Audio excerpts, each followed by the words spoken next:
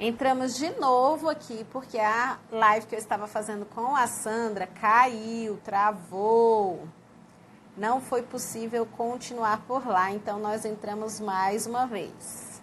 Tá certo? Vou esperar a Sandrinha retornar aqui para a gente poder continuar o bate-papo. Muito bacana, vocês estão vendo como é importante a gente fazer uma autorreflexão. Aqui, ó.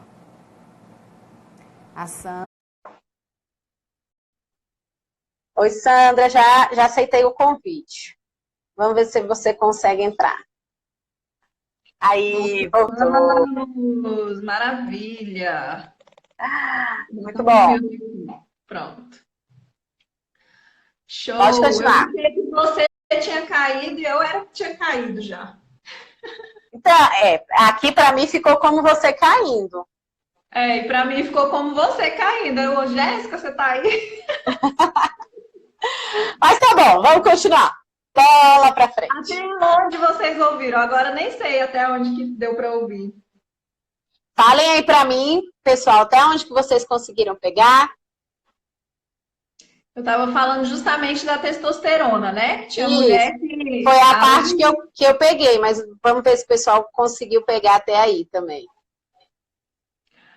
Aí uma pessoa falou assim, é por isso que é importante fazer exercício físico pela manhã. O exercício físico, ele ajuda bastante, tá? Nessa liberação também. E ainda mais de outras substâncias, né? Como endorfina, serotonina, que também ajuda a gente aí a... testosterona. A professora Beatriz falou aqui, ó, testosterona. Foi até aí que elas escutaram. Elas ouviram. Então, justamente. Então, como é que a gente faz para aumentar, né? Principalmente as mulheres. É acordar de manhã já tendo pensamentos positivos, alinhando o corpo, falando palavras positivas, tá? Porque aí, com o tempo, o seu cérebro ele vai se acostumando. E aí que eu tava falando, né, de você conseguir enganar o seu cérebro. Por quê? Por mais que eu não esteja me sentindo bem, quando eu tenho esse tipo de atitude, o meu cérebro ele fica procurando o quê? Bom, já que ela tá com o corpo alinhado, já que ela está, né, colocando ali a mão na cintura, falando coisas positivas, vou começar a procurar pensamentos que façam sentido. O nosso cérebro, ele não deixa a gente ficar parecendo doida, então ele vai buscar sentido. E aí, nessa, ele distribui ali no nosso cérebro testosterona. Então, é justamente dar uma enganada no cérebro. Outra coisa que eu utilizo bastante aqui, na minha rotina, né, é colocar uma música ali animadinha. É muito melhor do que você já amanhecer ouvindo notícias ruins. Eu não sei. Eu lembro que uma época, né, quando eu era bem menina, a gente tinha um programa, acho que do Silvio Linhares, que minha mãe ficava ouvindo, e já era assim, acordava já com notícias ruins de manhã. Eu era de quando que você é? Não vou nem perguntar agora. Agora depois. Não, depois você também deve lembrar do Silvio Linhares. Não lembro disso, não. Fala a verdade, Jéssica. Porque você não lembro, não. Mas continua aí, Sandrinha. Aí o que acontece? Minha mãe já acordava com aquelas notícias, né, ruins de quantas pessoas matou, não sei quantas pessoas. Hoje a gente tem o quê? Balanço geral. A gente tem, geral, né, o da pena da vida, que fica ali distribuindo notícias ruins. Se você já acorda, sai da cama pensando num dia ruim, vai lá e reforça isso com notícia ruim, minha amiga, a testosterona ela passa muito longe. A vontade é de deitar de novo, esperar aquele dia acabar, porque não faz sentido levantar. Então, assim, o que tudo isso tem a ver com o propósito de vida? Primeiro, você precisa começar a achar valor naquilo que você já faz. Mesmo que você entenda depois que esse não é o sonho da sua vida, não é o seu propósito. Mas se você já entrou, você precisa honrar com aquilo que você já faz. E aí depois você vai galgando, né, novos patamares aí na sua profissão ou fazendo alguma coisa que condiz mais com a sua realidade. Por exemplo, quando eu fui sair, eu não saí, cheguei, vou virar coach e vou sair. Não, eu continuei na minha área de TI, trabalhei muito tempo, juntei uma grana e depois resolvi sair. E aí você me perguntou como é então que a gente faz para descobrir o nosso propósito de vida, tá? E a para você descobrir o seu propósito de vida, por quê? Porque o propósito de vida ele tem a ver com pessoas. Para você saber como você pode ajudar outras pessoas, a primeira coisa que você tem que fazer é saber quem você é. Então, assim, para mim, sabe? Para mim, onde tudo começou foi no autoconhecimento. Então, eu acredito muito que até para você saber se você já exerce ou não o seu propósito, você tem que saber quem você é. O que que você gosta, o que que você não gosta, porque tem muita gente que a gente fala assim, o que que você ama fazer? Isso já aconteceu comigo, eu não sabia. O que que você gosta de fazer? Eu não sei. Tem gente, eu cheguei numa fase da minha vida que eu não sabia nem o que que eu gostava de comer, para vocês terem uma ideia. Eu não Rapaz, sabia. É verdade. Meu marido perguntava assim: quer almoçar o quê? Eu falava, não sei, qualquer coisa. Por quê? Porque perdi minha identidade muito cedo. O meu perfil, ele já é um perfil muito assim, de se doar. E eu cresci na igreja, então eu aprendi que eu tinha que me doar além de todas as minhas limitações. Então, sempre eu dava a vez para o outro. Vai escolher o cardápio, o que que você quer? Vai ir num lugar, o que que você quer? Então eu cedia muito, sabe? O meu perfil já tem essa característica de se colocar no lugar do outro e se doar para o outro.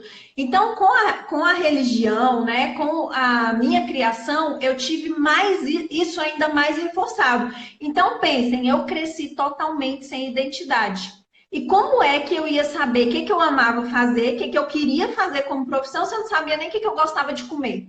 Então, parece absurdo, mas tem pessoas que se você procurar para elas assim, o que que você gosta de ver na televisão, a pessoa não sabe. E por que que a gente se perde? Muitas vezes por quê? Principalmente as mulheres, né? Eu falo aqui principalmente as mulheres, porque eu trabalho mais no universo feminino, tá, meninos? Então, assim, pode se encaixar, obviamente. Mas as mulheres tendem a namorar muito cedo. E quando a gente namora, o que que a gente faz? A gente quer agradar o namoradinho, não é? Então, eu já tive namorado que não gostava que eu usasse blusinha assim. Aí eu parava de usar. Eu tive namorado que queria que eu conversasse de tal jeito. Aí eu começava a conversar. Tem mulher que não. rapaz, nunca fui assim. Por isso que eu tô falando, depende do perfil. O dominante, pelo contrário, ela bota o namorado no bolso e vai-se embora. Será que eu sou um pouco dominante? Provavelmente, provavelmente. Então, assim, o que que você precisa saber? Precisa resgatar, porque independente do seu perfil comportamental, por mais que você não tenha feito as coisas que eu fiz, provavelmente em algum ponto você fez algumas coisas que não eram da sua essência. Por exemplo, Jéssica, você pode muitas vezes não ter cedido, né, ao namorado e tal, mas muitas vezes em busca de algum resultado, né, se você for uma dominante, por exemplo, né, no segundo perfil, porque a gente pode ter aqui 2 e 3 perfis, o primeiro da Jéssica, certeza que é influente, mas ela pode ter um segundo perfil de dominante. Então, muitas vezes, no ambiente que ela estava, exigia que ela fosse mais analítica, muito mais analítica. Pode ser que em determinado ponto ali ela se perdeu da própria identidade para conseguir se alinhar àquele ambiente. É errado? Não, de forma nenhuma. Pelo contrário, todos nós podemos dar essa equilibrada no perfil para se adaptar ao ambiente que a gente convive. Agora, dependendo do nível que eu me adaptei, muitas vezes eu não consigo me resgatar. E aí eu fico perdida, não sei quem eu sou, não sei o que eu gosto, não sei o que eu gosto de fazer. Então acaba que a gente vai se perder. Então, para começar, o que eu diria aqui para vocês? A primeira coisa é resgatar a sua identidade e a sua essência. Todas nós nascemos com uma essência, tá? O nosso perfil, ele é imutável. Apesar de, muitas vezes, a gente poder permear, né? E o que a gente deve fazer é permear nos outros perfis, a nossa essência é aquela que nasceu com a gente. Como é que eu descobri que eu poderia facilmente ser coach? Quando eu voltei na minha infância. E aqui fica a segunda dica para vocês. Volta na sua infância. O que você gostava de fazer? O que você mais amava? O que fazia os seus olhos brilhar? E muito tempo eu não me atentei para isso. Mas as minhas amigas chegavam para mim pedindo conselhos. Se elas brigavam com o namorado, elas corriam para mim. Se elas brigavam com a mãe, elas corriam para mim. Se elas brigavam com os noivos, elas corriam para mim. Então, o tempo todo eu estava o quê? ajudando com conselhos, né? Abraçando a causa de alguém. E muitas vezes eu me sentia sobrecarregada. Muitas vezes eu me sentia cansada. Por quê? Porque eu não sabia que aquilo era uma habilidade inata. E outra, não é porque é uma habilidade inata que eu não preciso desenvolver. Que é isso que eu fiz após, né, toda essa trajetória, que foi o coach, a análise de perfil comportamental, né? Então, com essas habilidades, com essa habilidade inata, mais aquilo que eu estudei, hoje eu consigo ajudar com muito mais facilidade. Então, como é que você pode descobrir o fundo aí do seu propósito? É se conhecendo, voltando na sua infância e se perguntando: por que as pessoas me procuravam? O que eu mais amo falar? Que eu falo até quando eu não tô, assim, até quando eu não quero falar sobre isso, eu falo. Meu marido fala pra mim assim: eu nunca vi uma pessoa gostar tanto de falar de perfil igual você. Depois que você descobriu esse negócio de perfil, você não fala mais de nada. Mas assim, pra mim, é como se eu achasse, assim, a solução da vida. A solução de todos os problemas. Mas é porque é da minha essência. Eu quero entender por que você sofre com esse problema. Eu quero te ajudar, eu quero fazer isso por você. E isso é propósito, é quando você faz até de graça.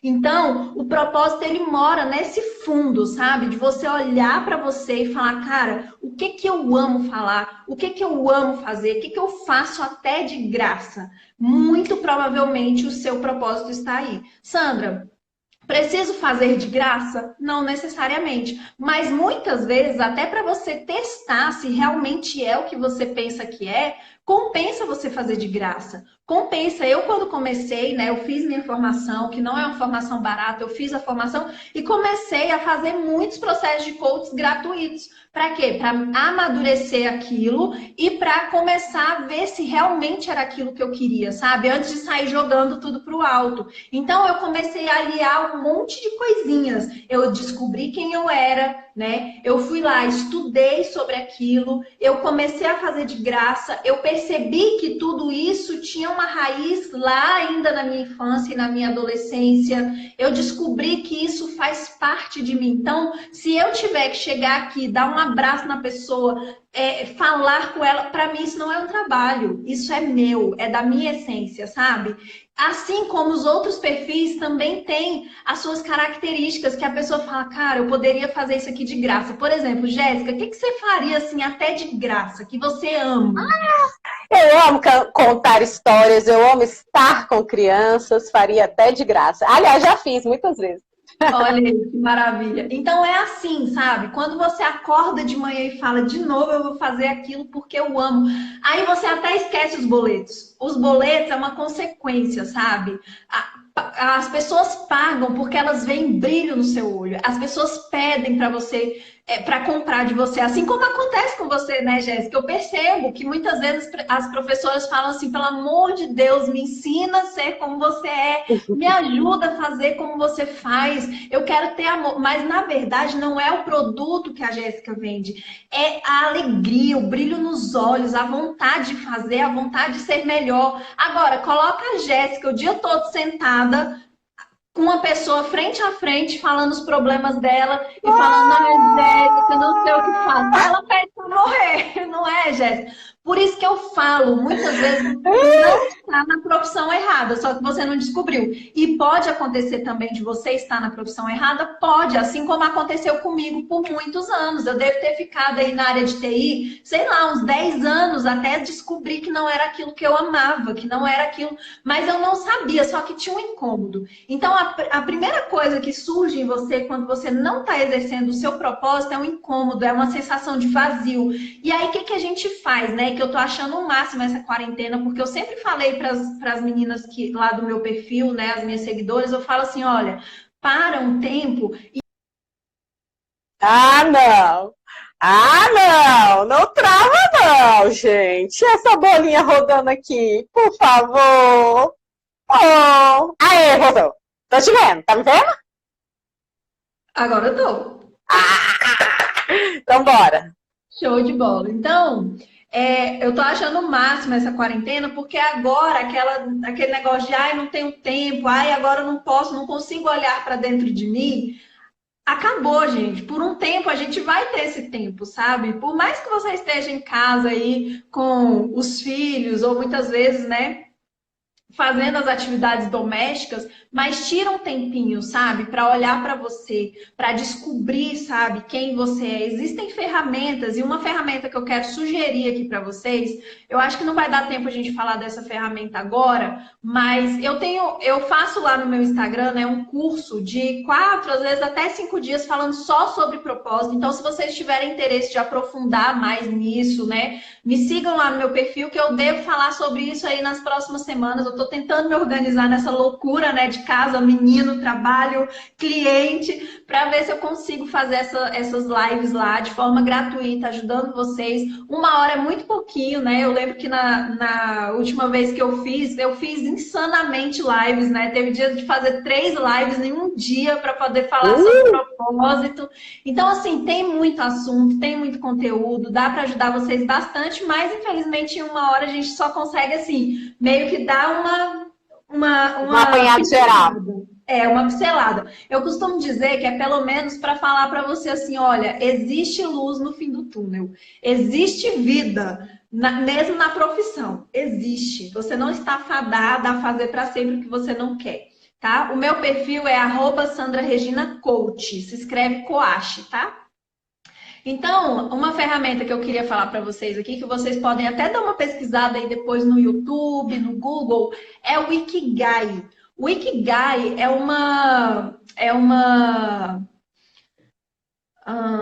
gente, esqueci o termo. Filosofia, é uma filosofia japonesa, né? Surgiu nas ilhas de Okinawa, e aí eles falam lá que tudo que você vai fazer quando você acorda pela manhã tem que existir um motivo, tem que existir um propósito. É o motivo pelo qual eu acordo. E aí eles fazem a junção, eu vou falar aqui bem rapidamente, eles fazem a junção de 4 grandes áreas até você chegar no propósito, que é a primeira, é aquilo que você ama, tá? Que é o quê? A paixão. Aquilo que as pessoas precisam, são os círculos, tá? Depois vocês jogam no Google que vocês vão entender melhor.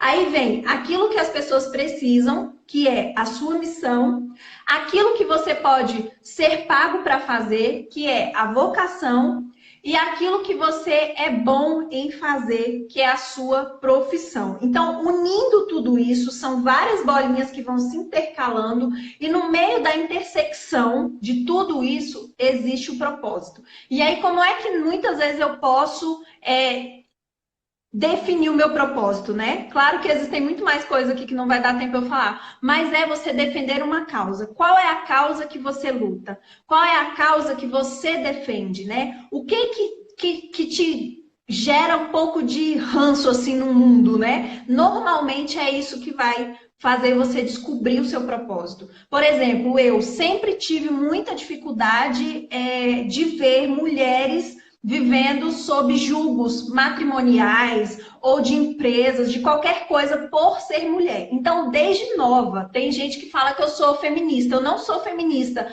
mas eu não suporto uma mulher que sofre no relacionamento, uma mulher que sofre, né, com serviço doméstico. Então, eu tento trazer isso para as minhas seguidoras de uma forma leve, mesmo assim, que você tenha que arrumar a casa, que seja de uma forma leve. A Jéssica me segue lá, ela sempre me vê falando isso, né, que seja de uma forma leve. Ai, tô tendo conflito com meu marido, como é que resolve? Ai, eu tô tendo... Então, eu sempre defendi a causa da mulher. Então, o meu propósito, ele esteve comigo a vida inteira, eu é que não tinha descoberto. Então, qual é a causa que você defende, que você olha e você fala assim, nossa, eu não suporto isso aqui? Por exemplo, a Jéssica, quando ela vai lá, né, pros aluninhos dela na escola. Fala aí, Jéssica. Eu não suporto ver criança sofrendo, eu não suporto ver criança sem carinho, criança infeliz. Eu não suporto, é uma coisa que me dói demais da conta. Então, realmente, a causa das crianças sempre esteve comigo. Eu sempre tive um olhar assim sensível para as crianças e para as necessidades delas. É uma coisa que realmente mexe muito comigo. E aproveitando, Sandra, falando um pouquinho, se você também, que está aí do outro lado, sente essa causa em seu coração e você quer fazer a diferença para a vida dessas crianças, eu quero convidar você a participar do nosso curso online de práticas lúdicas em sala de aula, que está aberta as inscrições até essa sexta-feira. Se você tem esse desejo de fazer a diferença na vida das crianças, assim como eu te convido a participar desse curso, que vai te ajudar muito. Pode continuar, Sandra. Show de bola.